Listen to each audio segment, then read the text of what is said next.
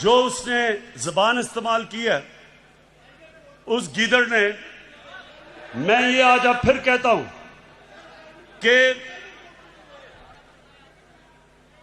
कि अब से कोई इनको वीआईपी जेल नहीं मिलेंगे, इनको आम कैदियों की तरह हम रखेंगे। उनको मैं अब खुद तैयार करूंगा। इस मुल्क में वो लोग जिन्होंने चोरी करके मुल्क को लूट के पैसा बाहर लेके गए हैं, इंशाल्लाह एक एक को हम पकड़ेंगे। नवाज शरीफ, मैं तुम्हें अब ये आज सुन लो मेरी गौर से बात, आज से मेरी पूरी कोशिश है तुम्हें इस मुल्क में वापस लाया जाए। और तुम्हें यहां आम जेल के अंदर डालेंगे, वीआईपी जेल नहीं होगा।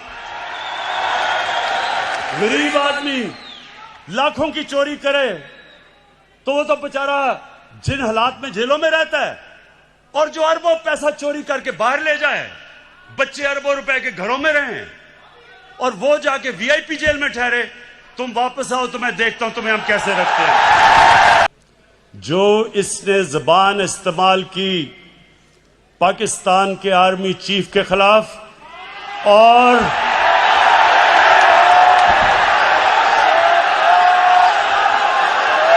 आईएसआई के डीजी के खिलाफ, मैं आज इसके ऊपर खास बात करना चाहता हूं।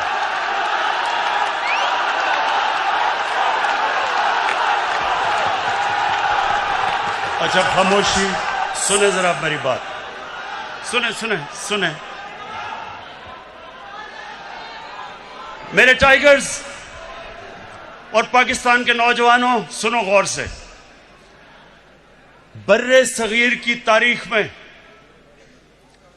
कभी भी ऐसी हिंदुस्तान में हुकूमत नहीं आई जो मुसलमानों से और पाकिस्तान से इतनी नफरत करती है जितनी नरेंद्र मोदी की हुकूमत करती है। हमारे फौजियों के ऊपर मुसलसल हमले हो रहे हैं। हर रोज हमारे फौजी अपनी जान की कुर्बानियां दे रहे हैं। परसों 20 पाकिस्तान के सिक्योरिटी फोर्सेस के लोगों ने शहादत पाई, 20 लोगों ने।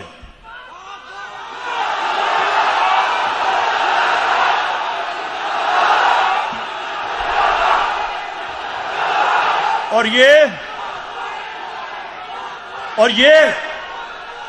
क्यों अपनी जान की कुर्बानियां दे रहे हैं?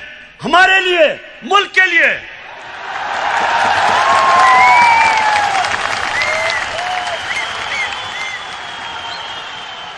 और ये गीदड़ जो दुमदमा के बाहर भागा था, वहां बैठ के आर्मी चीफ के ऊपर जो उसने कल जुबान इस्तेमाल की और डीजी आईएसआई के ऊपर, सुने गौर से मेरी बात, मैं थोड़ा सीरियस आपसे बात करूंगा। ये वो नवाज शरीफ है जो आज फौज के ऊपर और फौज के सरबराह के ऊपर इस तरह की जो जुबान इस्तेमाल कर रहा है। आपको याद नहीं होगा क्योंकि आप तो तब पैदा भी नहीं हुए थे। ये जनरल जिलानी के घर के ऊपर सरिया बनाते हुए मिनिस्टर बना था। ये वो आदमी है जो ज़ियाउल हक के जूते पॉलिश करते करते चीफ मिनिस्टर बना था। ये वो आदमी है जिसने जनरल दुरानी आईएसआई के जब चीफ थे, पीपल्स पार्टी के खिलाफ जब इलेक्शन हुई तो मिरान बैंक से इसने करोड़ों रुपया लिया था इलेक्शन लड़ने के लिए। डीजी आईएसआई की सुप्रीम कोर्ट को रिपोर्ट थी। लेकिन इस मुल्क की बदकिस्मती ये कि हमारे मुल्क की अदालतों ने इसकी मदद की हमेशा। ये वो आदमी है जिसने आसिफ जरदारी को 2 दफा जेल में रखा था। जनरल बाजवा ने नहीं डाला था, और उसको कहता था पाकिस्तान का करप्ट तरीन आदमी है वो जरदारी। इसको ऊपर हुदायबा पेपर मिल का केस उसने इसके ऊपर बनाया था, जिधर अरबों रुपए इन्होंने करप्शन करके पैसा बाहर भेजा था, वो उसने नवाज शरीफ पे बनाया था, जनरल बाजवा ने नहीं बनाया था। ये वो नवाज शरीफ है और जरदारी, चुप करके सुने, चुप करें जरा, सुने मेरी बात। ये वो जरदारी है और नवाज शरीफ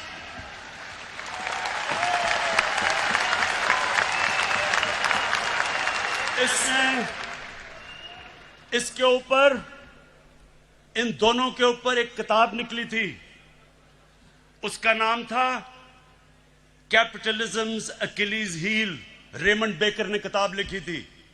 ये इनके पहले दौर के बाद, जब इन दोनों ने 2 दफा बारियां लेकर मुल्क को लूटा था, उसने किताब लिखी और उसके ऊपर पूरा चैप्टर दिया कैसे इन दोनों ने इस मुल्क से पैसा चोरी करके मुल्क से बाहर लेके गए। जनरल बाजवा ने नहीं लिखी थी, रेमंड बेकर ने लिखी थी।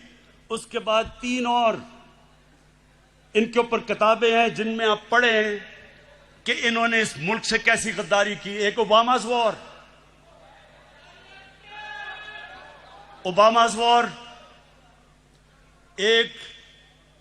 एक है सूस्कीन, उसने किताब लिखी the way of the world.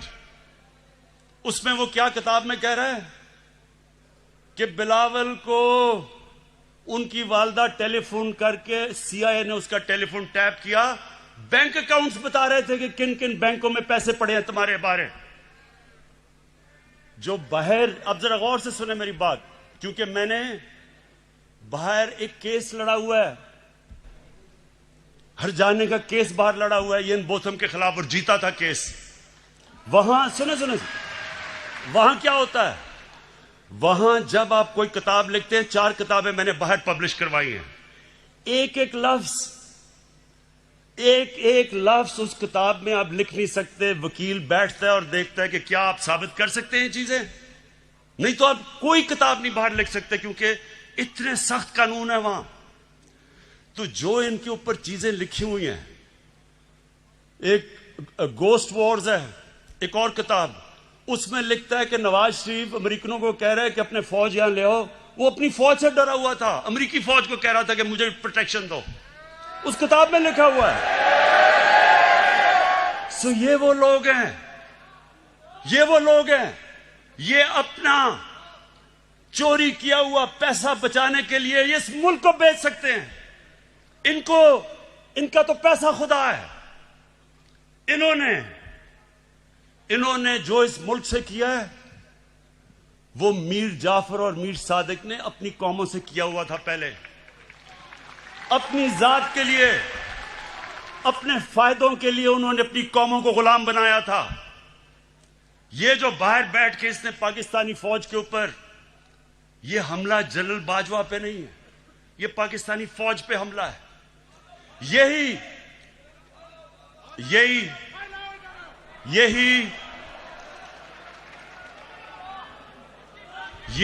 बात नरेंद्र मोदी कर रहा था। जब नरेंद्र मोदी ने बार बार स्टेटमेंट्स दी कि हमें नवाज शरीफ पसंद है, लेकिन हमें जो पाकिस्तान का आर्मी चीफ है वो दहशतगर्द है, वो बार बार ये कहता था और नवाज शरीफ चुप बैठा हुआ था। मुझे क्यों नहीं नरेंद्र मोदी कहता कि इमरान खान ठीक है लेकिन जनरल बाजवा गलत है? वो क्यों नहीं कहता? क्योंकि उसे पता है कि मैं हिंदुस्तान की असल दुनिया में नरेंद्र मोदी की शक्ल दिखाई है दुनिया में कि कितना बड़ा इंतहा पसंद है ये। सो ये जो आज इसको हिंदुस्तान अखबारों के अंदर जो तारीफें हो रही हैं नवाज शरीफ की, बड़ा जी जमहूरी आदमी है, ये फौज को कह रहा है कि अपना काम करो क्योंकि नवाज शरीफ जमहूरी है। क्या हिंदुस्तान को नहीं पता कि जब जनरल जिया ने इसको गोद में बैठा के मुंह में दूध की चूसनी लगाई थी इसके मुंह में, इसकी जमहूरियत? क्या हिंदुस्तान को नहीं पता कि ये वो वजीर आजम है जिसने डंडों से सुप्रीम कोर्ट के ऊपर हमला करवाया था। और फिर जुल्म देखें कि बाकी जुडिशरी को ब्रीफ केस दे के खरीदा था। ये वो नवाज शरीफ है जो आज बड़ा जमहूरी बन रहा है। ये वो नवाज शरीफ है जो टेलीफोन कॉल करके कहता था जस्टिस क्यूम इसको 3 साल नहीं बेनजीर को 5 साल सजा दो। ये वो है आदमी, ये वो है जो पिछला नैब का चेयरमैन कमर जमान जैसा करप्ट आदमी उसको चेयरमैन बना के अपने केस बंद करवाए।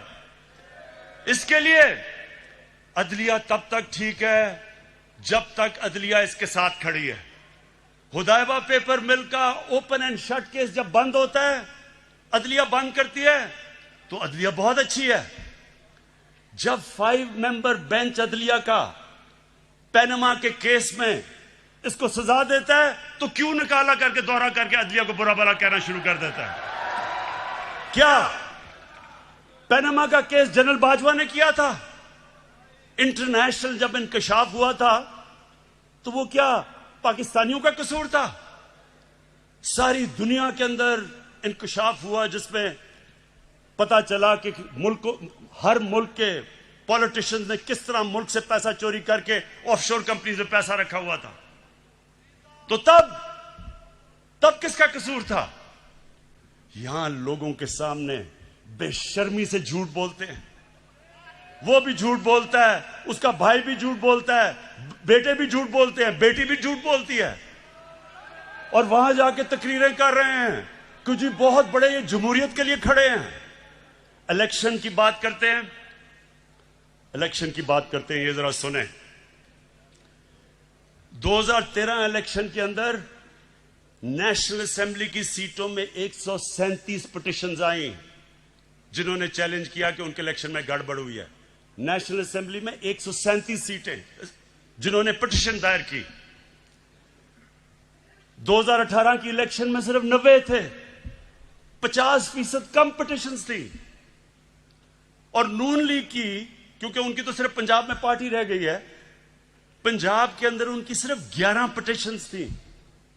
तहरीक इंसाफ की 13 पिटिशंस थी, यानी हमारी ज्यादा पिटिशन थी जिन्होंने कहा धांधली हुई है। तो मुझे यह बताएं कि जब 80% पोल का रिजल्ट आया, फैफन एक इंडिपेंडेंट इदारा है, उसने 80% ने कहा, 80% पाकिस्तान का इलेक्शन 2013 से बेहतर हुआ है, अच्छा इलेक्शन हुआ। तो मैं अब ये पूछता हूं कि जब हमने 2013 इलेक्शन के बाद मैंने सिर्फ 4 हल्के मांगे थे, 137 में से 4 हल्के मैंने कहा इनको खोल के बता दो, अगर ये ठीक है तो हम मान लेंगे इलेक्शन। इन्होंने 4 हल्के नहीं खोले, 1 साल के बाद सड़कों पे निकले। आखिर में जब 4 हल्के खुले, चारों के चारों अंदर धांधली थी। जब हमारी बारी आई 2018 में, इन्होंने कहा जनाब इलेक्शन में धांधली लिया। इनसे वो जो आजकल जेल में शहबाज शरीफ, हमने पहले कहा कि जो करना है आपने खोले, हम तैयार हैं इलेक्शन खोलने के लिए। अब इनको पता था कि 1100 पिटिशंस थी इनकी सारी, इलेक्शन उन्होंने क्या खोलना था। तो ये वो लोग हैं कि जो बात करते हैं कि इलेक्शन के अंदर धांधली हुई। धांधली मैं आपको बताऊं किधर हुई, जो भी अभी इंकशाफ हुआ है। इलेक्शन में अभी एक बाय इलेक्शन हुआ जब नवाज शरीफ डिस्क्वालीफाई हुआ, उसकी बीवी को खड़ा किया, मरीम नवाज ने कैंपेन की। हमारे पास अब डॉक्यूमेंट्री एविडेंस है कि 250 करोड़ रुपया गवर्नमेंट का इन्होंने उस हल्के में इस्तेमाल किया इलेक्शन जीतने के लिए। ये हमने नैब को केस दिया है। हमने सारे इलेक्शन में 250 करोड़ खर्च किया, इन्होंने एक बाय इलेक्शन के ऊपर इस कौम का टैक्स के पैसे का 250 करोड़ रुपया खर्च किया। लेकिन मुझे एक खास मजा आया, एक और अल्लाह अल्लाह का सच आता रहता है सामने। एक इलेक्शन हुआ उस्मान डार का, और वहां एक सियालकोट का बहुत बड़ा रंगबाज है, बड़ी बड़ी बातें करता है, बड़ी बड़ी बड़ी छाती निकाल के बड़के लगाता है। लेकिन पता क्या चला, कि इलेक्शन की रात को शाम को 8 बजे रंगबाज ख्वाजा टेलीफोन कर रहा है जनरल बाजवा को, जनरल साहब मैं इलेक्शन हार रहा हूं, मेरी मदद करें। आंसू गिर रहे हैं, जनरल साहब मैं तबाह हो जाऊंगा, मेरी मदद करें, मैं इलेक्शन हार रहा हूं उस्मान डार से। मेरे पाकिस्तानियों, मेरे टाइगर्स, मेरी अब आखिर में गौर से आपने बात सुननी है। अब तक ये जो ऑपोजिशन है, इन्होंने एक इमरान खान देखा है। आराम आराम से मैं इनको कहता था अच्छा जी प्रोडक्शन ऑर्डर देना है तो चलो बुला लो असेंबली में और इस तरह की चीजें। ये जो आप सुने जरा, ये जो अब आप इमरान खान देखेंगे, ये एक मुख्तलिफ इमरान खान आने लगा। सबसे पहले किसी किस्म का प्रोडक्शन ऑर्डर किसी डाकू को अब नहीं मिलेगा। शहबाज शरीफ के ऊपर अभी जो चीज सामने आई है, 23 अरब रुपए की इसका करप्शन का इंकशाफ हुआ है। कभी चीनी वाले तो कभी किसी के नाम पे 23 अरब रुपया भी पकड़ा गया है। जब तक अदालतों में पूरी तरह यह जवाब नहीं देगा, कोई किस्म का इसको प्रोडक्शन ऑर्डर नहीं मिलेगा और ना ही किसी और डाकू को मिलेगा।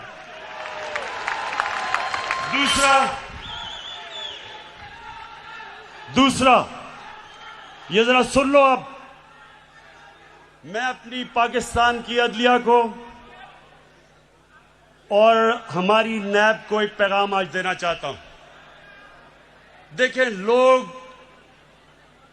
तंग आ गए हैं, लोग इंसाफ की इंतजार कर रहे हैं, लोग चाहते हैं कि इन चोरों से पैसा मिलके वापस अवाम के पास आए। लोग, पाकिस्तानी कौम इंतजार कर रही है कि केस कब अदालत में कंप्लीट होंगे। मेरी रिक्वेस्ट है जनाब चीफ जस्टिस साहब, जो गवर्नमेंट से आपको लॉजिस्टिकल सपोर्ट चाहिए हम देने के लिए तैयार हैं।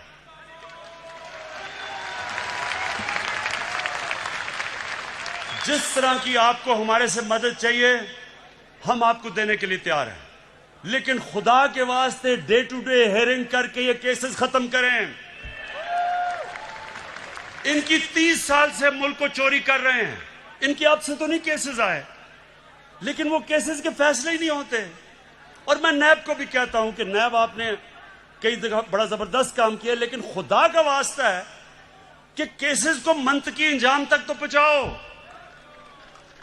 आप हमारे से जो मदद चाहते हैं हम देने के लिए तैयार हैं, लेकिन कौम इंतजार कर रही है कब इस कौम का लूटा हुआ पैसा वापस मिलेगा। गवर्नमेंट, ये मैं आज फिर आपके सामने अब रख रहा हूं कि जो नया इमरान खान, एक तो नया पाकिस्तान, एक नया इमरान खान बन गया। कल किसकी तकरीर सुन के जो उसने जबान इस्तेमाल की है उस गीदड़ ने, मैं ये आज अब फिर कहता हूं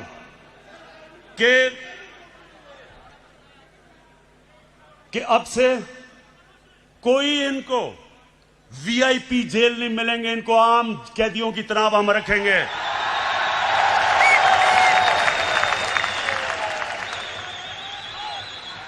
ये जो सारी जो कल सर्कस थी, ये सर्कस को मेरा पैगाम है कि देखें, आप सारे तो कभी किसी का कंधा पकड़ के आया, कभी कोई जलानी ने बना दिया, किसी ने कागज का टुकड़ा दिखा दिया कि जी मुझे तो मेरी वालदा की वजह से पार्टी मिल गई है। ये आपके सामने शख्स खड़ा है, इसने पहले तो 20 साल खेलों की ग्राउंडों में दुनिया की बेहतरीन लोगों से मुकाबला किया और उसके बाद 22 साल वाहिद पॉलिटिशियन हूं। 22 साल छोटी सी पार्टी से शुरू करके अवाम के पास जाके वाहिद पब्लिक मूवमेंट से पार्टी बनाई है। किसी का सहारा नहीं चाहिए। मैं आज आपको कह रहा हूं कि इंशाअल्लाह अब आपको मैं मुकाबला करके दिखाऊंगा। मैं सारी जो गवर्नमेंट के हमारे इदारे हैं, नैब हमारे आजाद है, अदालतें आजाद है, लेकिन मेरे नीचे जो अदारे हैं उनको मैं अब खुद तैयार करूंगा। इस मुल्क में वो लोग जिन्होंने चोरी करके मुल्क को लूट के पैसा बाहर लेके गए हैं, इंशाल्लाह एक एक को हम पकड़ेंगे। मेरी रिक्वेस्ट है फिर से नैब को और अदालतों से कि आप प्लीज इनके फैसले करें। और मैं अदालतों को आज ये कहना चाहता हूं, जो ये कोशिश कर रहा है अदालतों के अंदर इंतशार फैलाए, किसी जज का नाम ले रहा है, ये कोशिश कर रहा है फौज के अंदर इंतशार फैलाए, डीजी आईएसआई और आर्मी चीफ की बात कर रहा है कि फौज के अंदर इंतशार हो जाए, ये कोशिश कर रहा है कि बाहर जो एंटी पाकिस्तान फोर्सेस हैं उनके अंदर ये नुमाया हो जाए, जिसमें इसको पता है कि जो इजराइल की और जो हिंदुस्तान की लॉबी वो अमेरिका में सबसे मजबूत है, उसको अपील कर रहा है। ये जो गेम खेल रहा है, मैं ये गेम सारी समझता हूं, मुझे सारी इंटेलिजेंस है ये क्या खेलने की कोशिश कर रहा है। और मैं इसको ये बताना चाहता हूं कि मुझे तो कोई फर्क ही नहीं पड़ता कौन सा आर्मी चीफ हो या कौन सा आईएसआई का डीजी हो, मुझे तो फर्क ही नहीं पड़ता, क्योंकि मैंने तो कोई पैसे चोरी नहीं कर रहा या मेरी कोई बार जायदाद नहीं, मुझे तो खौफ किसी से नहीं है। लेकिन जो जनरल बाजवा ने जिस तरह इस हुकूमत की मुश्किल वक्त में मदद की, जिस तरह उसने हमारे साथ, मैं ये कहना चाहता हूं आज हमारे साथ अभी कराची में मदद की जब बारिशें आ रही थी, जो हमारे साथ कोरोना के अंदर पूरी तरह मदद की, जो हमारे पास जब एक मुल्क पे पैसा नहीं था, 2 साल पाकिस्तान की फौज ने असल में अपने डिफेंस एक्सपेंडिचर पे कट लिया, क्योंकि उनको फिक्र थी कि पाकिस्तान के पास पैसा नहीं है। कभी ऐसे पहले नहीं हुआ। हर जगह सारी मेरी फॉरेन पॉलिसी को आज पाकिस्तान की फौज और जनरल बाजवा हमारे साथ खड़े रहे हैं। ये जो कोशिश कर रहे हैं कि हमारी फौज और गवर्नमेंट के बीच में दरार डालें या फौज के अंदर इंतशार पैदा करें, नवाज शरीफ, मैं तुम्हें अब ये आज सुन लो मेरी गौर से बात, आज से मेरी पूरी कोशिश है तुम्हें इस मुल्क में वापस लाया जाए। और तुम्हें यहां आम जेल के अंदर डालेंगे, वीआईपी जेल नहीं होगा। गरीब आदमी लाखों की चोरी करे तो वो तो बेचारा जिन हालात में जेलों में रहता है, और जो अरबों पैसा चोरी करके बाहर ले जाए, बच्चे अरबों रुपए के घरों में रहें और वो जाके वीआईपी जेल में ठहरे, तुम वापस आओ तो मैं देखता हूं तुम्हें हम कैसे रखते हैं।